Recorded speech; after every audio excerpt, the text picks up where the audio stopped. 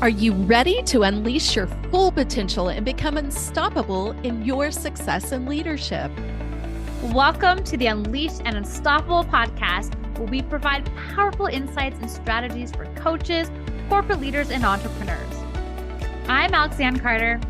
And I'm Carol Register, and we're certified master neurocoaches who are passionate about helping you overcome your limiting beliefs and optimize your performance.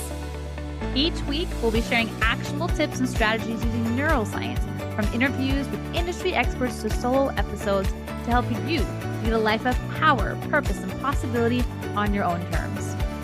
Join our community of like-minded individuals. Hit subscribe now and let's be unleashed and unstoppable together. Hey, leader. Welcome back to the Unleashed and Unstoppable podcast. I am so excited to have with us today Conny Twomey.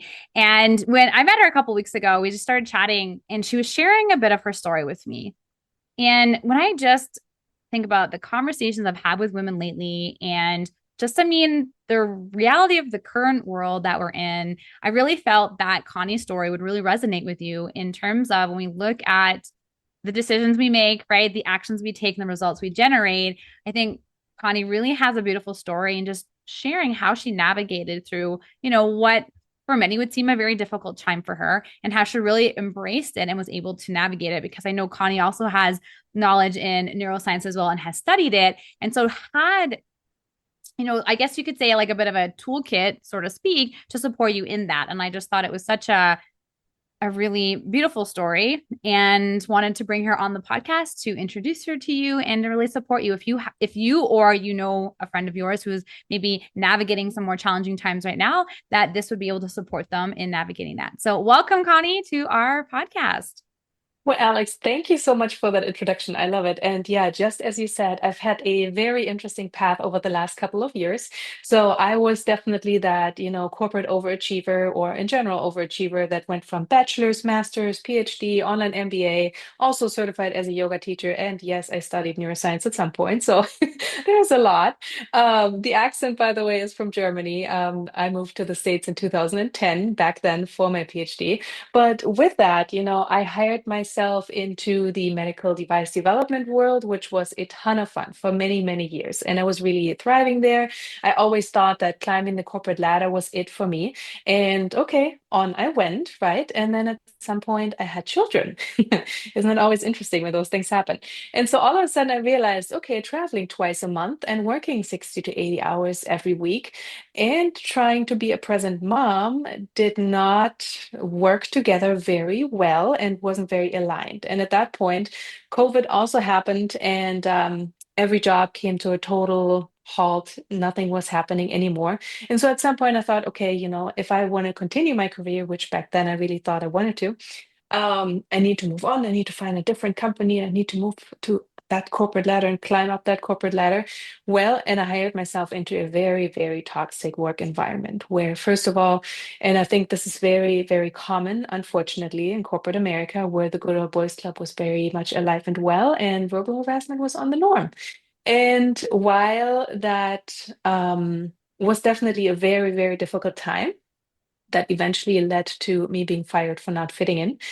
It also allowed me to then take that step back and say, okay, who am I and what do I want to do? Because I already knew that I didn't feel aligned with my previous career choices anymore, right? Even though I always thought, oh, that's it for me. All of a sudden, I had these two beautiful children at home and I didn't see them, and they were being Mm-hmm. raised by someone else, and I was always gone, and I was not happy, and I wasn't fulfilled.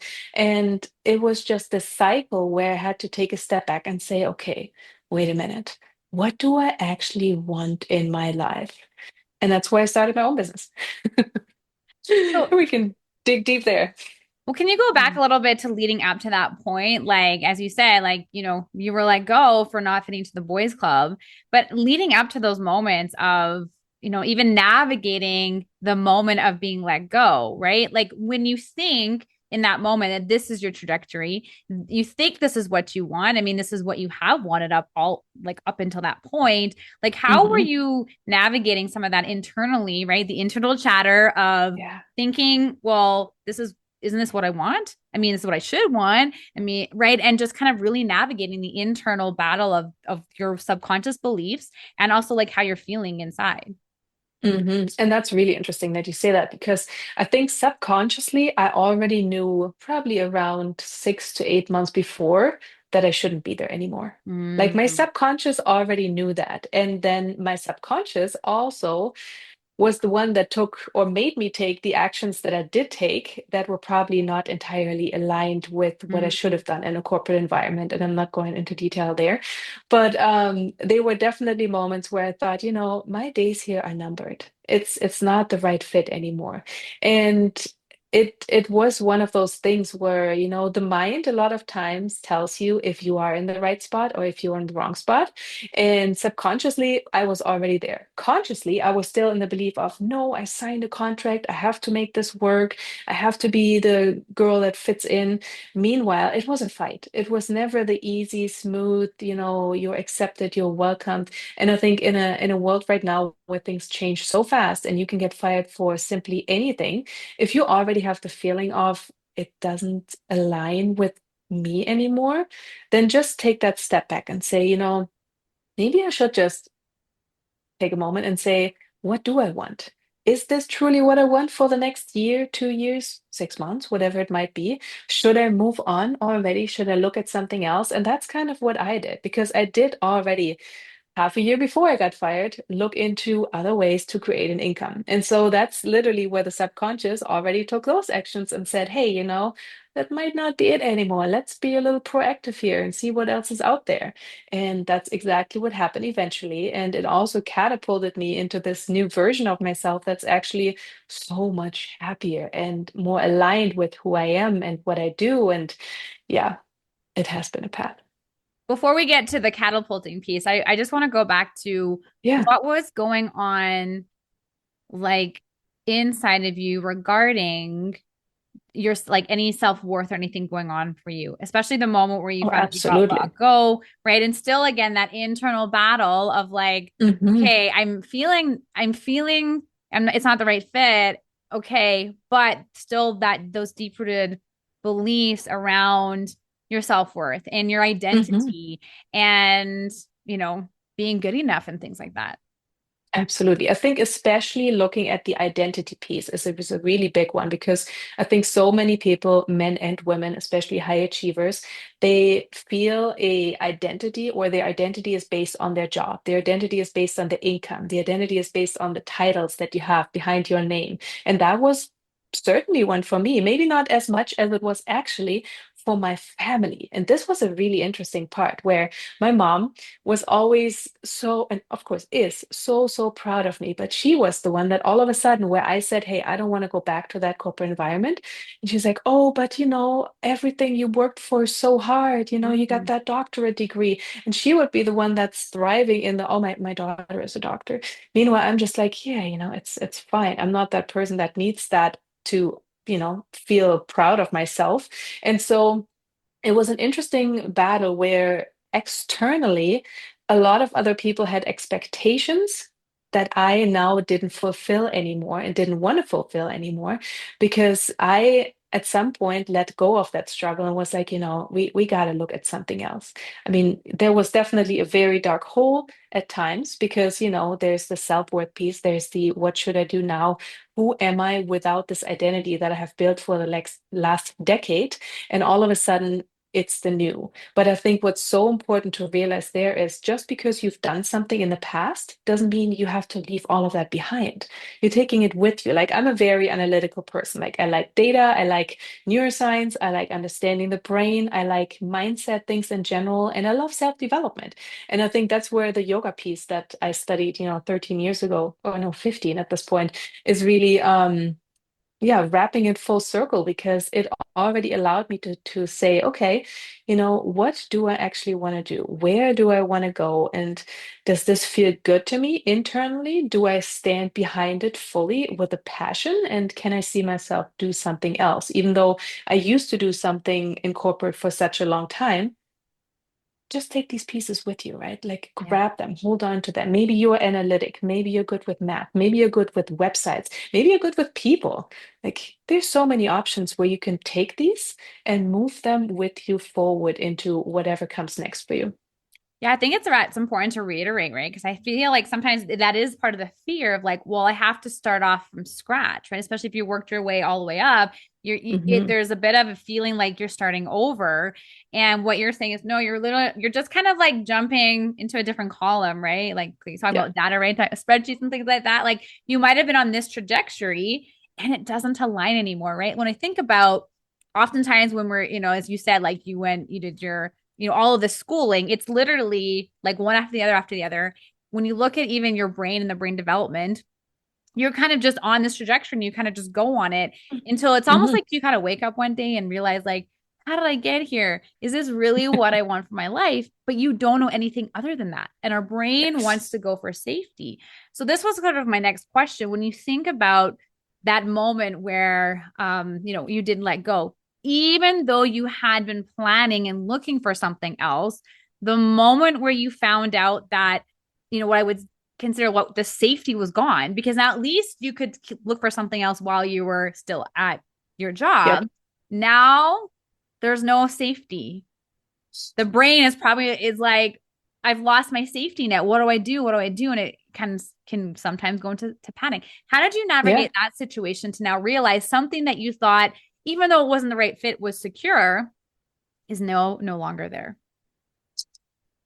I didn't. It's the honest answer. Okay. I think for a good 2 months, I was in that fear, even though I Mm, had everything else already yeah. planned out, because all of a sudden what I thought I wanted came true. The panic still happened, and there was still the overload in my brain in terms of, oh my God, the steady paycheck is gone. I don't know how I'm going to survive. It's like fight, fight, fight, fight. Yeah. And I needed to learn to calm my nervous system and to Mm, really trust my intuition and to move forward in the faith that I am able to do this, because as you said, I've had enough education to make this happen. I have enough faith in myself to know that if I put my full heart forward and go with it, that I will align with the right people and I will find my next purpose. But for a good time, it was extremely tough. And just to add on to that, at that point we were doing a full-on kitchen remodel, and I worked with two contractors, and the backsplash, the entire wall fell off the thing one day. Cracked the counter, cracked the cooktop, broke some tile. Fortunately, nobody was in the house. But then you add, all that cost, and it added up. And so my brain just went into, oh my God, what are we doing here? The world is gonna end. And I think it's just the reality of, until you learn to control your brain and really yeah, find that calm within you and find that trust and that faith, there will be a lot of chaos. And I can tell you there was a lot of chaos, but at some point I also told myself, okay, I can either live in that chaos or I mhm. can actually just take a step back, calm that nervous system, ground yourself. I started doing a lot, actually practicing a lot of yoga again, because I always knew that that calms my nervous system. And so that is what I needed. So I started practicing. I started journaling. I started consuming a lot of things on YouTube in terms of, like how to control your mindset when you are in a panic state. And these were just real things that I truly needed back then. I knew where I could find the resources. And then, okay, month 3 came around, got my first private client, and I was like, okay, can breathe again. Like we're good. This will happen. But it was definitely a low point, but it's also one where I think it's okay, because I Mhm. allowed myself to stay true to who I am and not just say, okay, I need to go back to another corporate job because, the panic and the fear and the paycheck, and just say, no, it's going to be good. We're going to be okay. And I want to acknowledge for giving yourself that space and time. It's funny, you and I were chatting a little bit earlier today, and you asked me like, what was the one thing to share with your audience? And I shared it was the space, giving your Yes. time to just pause and slow down. And so I think that's really important because you're right. When our brain is now in this reactive state of fight, flight, and freeze, we can't access our thinking brain. And No. so when we are operating from this place of just reactivity, you might, right? Thinking back then, you could have ended up and finding yourself somewhere else that you weren't fulfilled, right? And so it really is Exactly. giving yourself the permission when things really, like come out of left field, right? When you don't expect it, we have a tendency to want to react, right? Fight, flight, or freeze kind of thing. But to really interject that and intercept that, to provide yourself that space to just pause for a second. I just think, like, even if you just spell out the word PAUSE, to just breathe and pause, just to give yourself a second to not do the automatic of just like the reactivity, Yes. to be able to just check in with yourself, right? Yeah. And really ask yourself, like, what do you want? What do you see for yourself, right? Because the brain is going to have that panic. It's going to see the reality of like, oh my goodness, I've lost this, and what do I do? And our brains is always looking for an answer, right? Our brains love clarity, and to be able to give yourself time in that space, in that moment, for permission to let yourself know you're going to be okay, and give yourself that space. And for some people, it might take 2 months. For some people, it might take 2 weeks. For some people, it may take 2 days. But it's just to be able to give yourself that permission and time. It's normal to be like, oh my goodness, what am I going to do now? And your brain's going to want to look. But to remind yourself that you're going to be okay and to trust. I really love how you reiterated that, Connie, about the trust piece. It's not automatic that we lead to trust, because trust is unknown and our brain likes familiar. But to trust yourself and to like look at your knowledge and your expertise and just trusting that it will all work out. So how did you coach yourself? I'm curious to know, like, in terms of like a little bit of the internal dialogue that you had with yourself in those moments, or like even when they sort of let you know that, okay, you're done, Connie, and we no longer need you here. Like, how did you navigate that? Because I'm just curious, because with your background in neuroscience, I'm curious to see how you sort of navigate that for the listener to support them, even now, even just in life, because like we get things thrown to us all the time, and just to have those resources to support us in those moments. Yeah. And I think there are some very core physical things that you can actually do, because I think a Yeah. lot of times when we get into these conversations or these environments where we're uncomfortable, what we tend to do is like 20% breathing, right? It's just like Yeah. you breathe right here. Whereas, just like take a moment, like huge inhale, pause a little at the top, and then exhale. And that's like my yoga right there. And just that feeling, like it already drops your shoulders. It already puts you a step back. It allows your nervous system to get that fresh oxygen in there. And so I've had a couple of other conversations leading up to that exit interview date, whatever you want to call it, where it was extremely challenging. And something that I found is when there is a disconnect between what someone else sees in you and who you truly think you are. Mm-hmm. First of all, find your boundaries, right? Come back to, who are you truly? What are your boundaries? What are your values? What are you known for?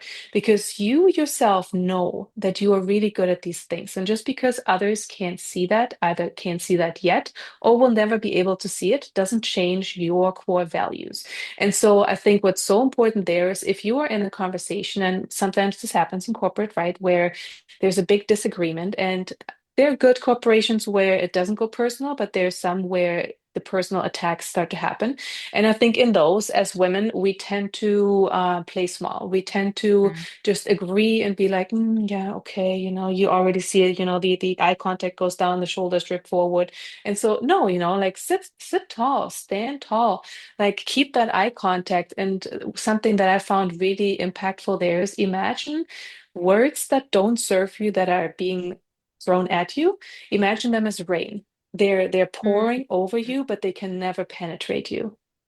And so this is something that can be so powerful. If you are in these stressful situations and you just, okay, take that breath. Maybe even if someone else, is coming at you, they expect an answer. Don't give them that answer right away. Take that breath. Take that 1 to 5 seconds. Center yourself. It's just rain drizzling over you. It can't impact you. And then respond. Respond from a place of confidence and true knowledge, and don't react. Because the moment you give a reaction away, you're losing your power. And so that is something I did in my exit interview, where a lot of things were said, and I just took them in and I said, thank you very much. I appreciate my time here. I packed my stuff and I left. Now, of course, the waterworks happened afterwards in the car because we're still human. But it's one of those things where or I believe that you don't want to give your power away to someone that doesn't deserve it, because in the end, you're so strong. You're way more powerful than you may think, and you will always land on your feet. And so having that in mind, allow yourself to really stay strong. And that's something where, if you allow your mind to just calm down in all those situations where we tend to go into fight and flight, and instead we just take a moment and just breathe and say, okay, is this actually true what that person is saying about me? Is this actually true what's happening right now? Or is it just a projection that Mhm. I'm creating in my mind myself based on fear? And I Mhm. love I love when you say it's not fear, it's false evidence appearing real. I've said that recently. Maybe I should tattoo that somewhere on my body. Because it's true. It's Yeah. false evidence appearing real. It's evidence based on a past experience where something didn't go my way. It's a past event where I felt small, I didn't feel right. But it's just that false evidence. It doesn't mean that it has to happen again, and it doesn't mean that you are not moving forward from it, because you're learning from it's not even a setback from every action, from every happening, because I don't like the word failure. I don't like the word fear. It's just events along the way, and we're learning from them and we're moving forward so that we're not repeating them again. Because, I mean, the universe always throws things at you until you learn from it. So let's just learn from it the first time, and we're moving there a little faster. What I was thinking of like fail as the first attempt in learning, right? So I love that. Fear is Ooh, false evidence yes. appearing real. Fail is first attempt in learning. And like you said, you're going to be presented with the lesson until you get the lesson. So Yeah. wow, we're going to fast forward because you got through well, I know that was a few years ago now, and you navigated through all of that, and you got really clear on what was important to you, and really the life that you wanted to be building, being that present, connected mom. So share a little bit now, of course, what you're up to, Connie. And I know you've got an Yeah. event that's coming up as well. If you want to speak a little bit into that, and that, yeah, the audience, there'll be a link in the show notes for the audience to join your event starting next week. But yeah, so share a little bit about how things unravel for you, and yeah, what you're up to today. Absolutely. And I think it's also one of those things where you can pivot and shift moving forward, right? Because so Mhm. I went towards the online world. I started to help people create an income online, that is with lean funnels, with their offer that they can't stop talking about. But, and this is where the neuroscience part comes in, with that is a big mindset shift. Because especially when you're going online, when you're thinking about doing anything online, you will come across the imposter syndrome, the procrastination, the comparison, and your mind might just go wild because you're bombarded with all these different things. And then aside from that, there are different options in terms of how would you like to, what would you like to do online? Is it Shopify? Is it Etsy? Is it Pinterest? There's so many thousands of options.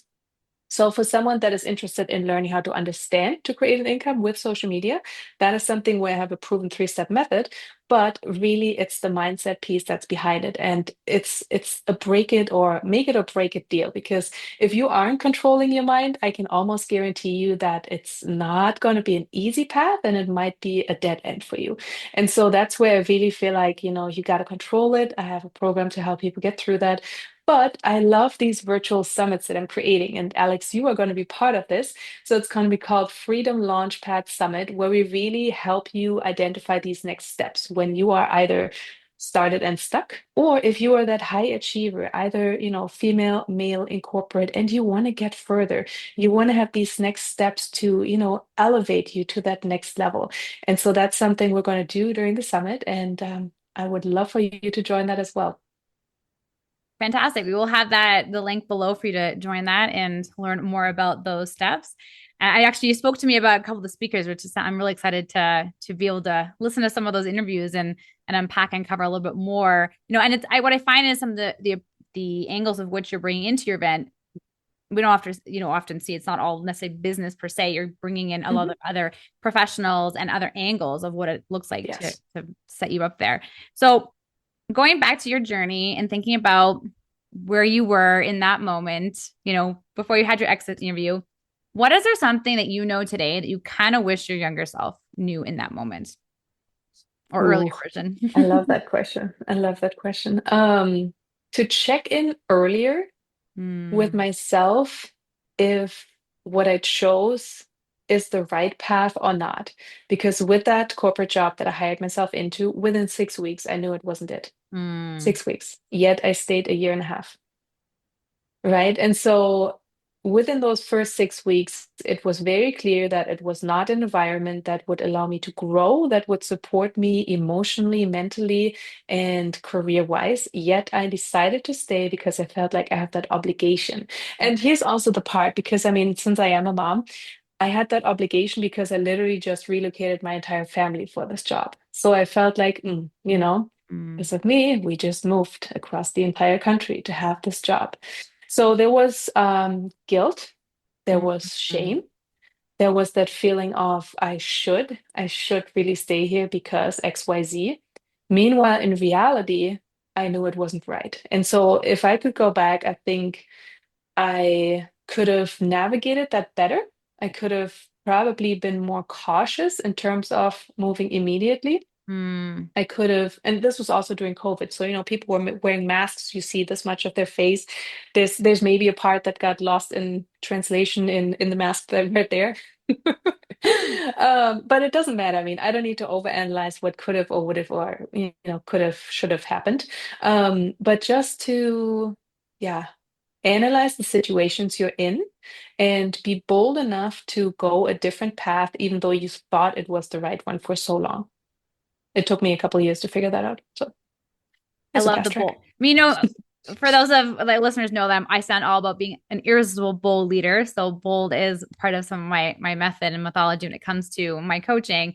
But it is really being bold, right? And standing in your truth of who you are, being grounded in your vision and what it's want to create, right? Being loving to yourself and checking in with yourself, and then Hmm. taking, being daring, taking those risks and using your voice and asking for Yeah. what you want. So it's that trust piece again. It's going back to the trust, but now trusting yourself earlier on with your intuition and what's internally going on for you in what you want to like live and experience, right? I Hmm. will often say you've got one life to live, you might as well live it to the fullest, right? Exactly. So yeah, you don't want to Exactly. be And live it to your choices and not the people pleaser that always says, yes, yes, I can do that. Yes, I will do that.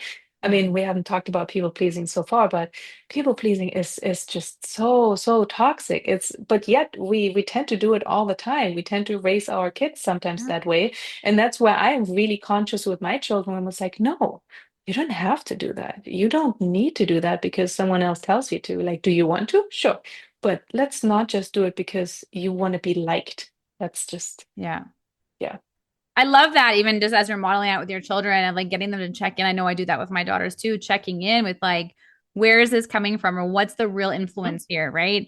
And it's always a work in progress, right? Because of course we have the society and we have our own, you know, internal stuff going on.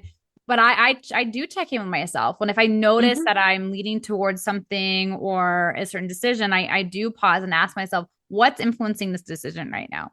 Is this influence on because this is the best thing for my kid, or am I making this decision based on because of what society or I'm hearing from other people?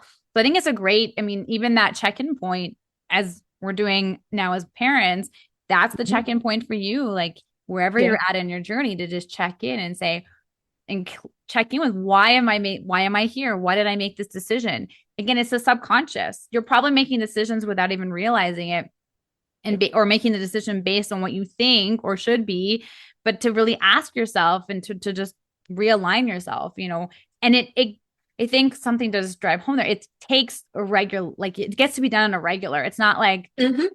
checking in once in a while. Like, no, really ground yourself in what's important to you. What is your vision? Because the Right. world is noisy, it is busy, and we do have so much external influence on us that just kind of we can get derailed very easily. And especially with the subconscious in play, we get to consciously get regrounded in vision, get regrounded in what's important to us, get regrounded in how we feel, and to just like honestly, I'd say almost like on a day to just check in because obviously based on your decisions is going to influence the actions you take, right? And the Yeah. results you generate and going, well, even before a decision, when you're grounded in your vision, that'll impact the decisions you make throughout the day and can really, pivot and help you yeah, shift the trajectory a little bit there. So, And to add on to that, also to just be unapologetic about it. Like yeah. just decide it. And I think it's okay if your vision changes over time, because just like, one day you like ice cream with chocolate flavor, the next day you like vanilla. It is okay if your overall vision changes over time, because who said that, I think our parents or maybe grandparents, they stayed in a career for 30 years, 40 years, maybe even with the same employer for this entire time. Whereas in our newer generations, people jump ship every 2 years, every 3 years, whatever it might be. So if your vision changes along the way, then be unapologetic about it, because chances are something in your life changed, something else had a higher priority, and that's why you're choosing to change the vision. And I think just realizing that it's okay, give yourself that permission Yeah. to make shifts and go for it, because this is the one life that you have. I love it. I love it. Well, thank you so much, Connie, for being here today and inviting the listener to check out your event starting next week. And I really appreciate just like the authentic, raw conversation that we got to have today, because, it's not always easy sometimes to go back to those moments and until we're in those moments, and then just understanding how to navigate that. And just with, there's just so much, like our brain right now is really challenged by feeling safe and secure because of very much what's going on, Yeah. in the world today. And so because of that, the brain becomes a lot more alert.